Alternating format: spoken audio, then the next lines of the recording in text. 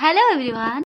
मुझे पूरा रेडी हो जाइए। मोर मेहंदीर कलर ना एत सुंदर आसे सहित ये चूड़ा सेट मत बहुत कम्प्लीमेंट कर चूड़ा सेटा ना एत सुंदर अच्छी एटा मु मीशो ऑर्डर करी जहाँ को भी दरकार अच्छे मत लिंक कमेंट करदे मु लिंक प्रोवाइड करदेवी। तो ये ना आम रेडी होगी पलि आसलु एयरपोर्ट जमती मुझे लास्ट ब्लॉग रे आम जाऊँ ट्रिप्रे। तो एयरपोर्ट रे पहुँचला पर फास्ट आमर सिक्योरिटी चेक इन हो गला। आम एत जल्दी आसिक पहुँची जाइलु जे आमर फटाफट सब काम कंप्लीट हो गला। आम पाखे बहुत टाइम थिला से बोर होती लास्ट को बसिक चॉकलेट खाई नेली। ता भीतर आमर बोर्डिंग स्टार्ट हो जाए।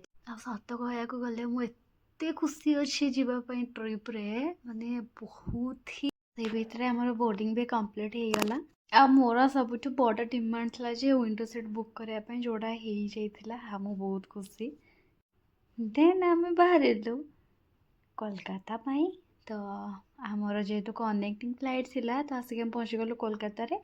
टिके पर ही आमर नेक्स्ट फ्लाइट थिला सेटा आम चेक करलु केते टाइम पर अच्छी आउे पुणी आउ थे आमर सिक्योरिटी चेक इन हो गला।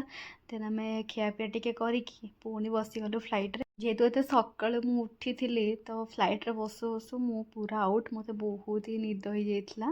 आउ जेतिकी पाखे पाखे आसुथिला ना आम डेस्टिनेशन तार व्यू किछि एमिति ही थिला।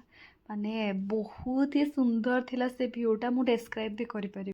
तापर आम आसिक पहुँची गलु।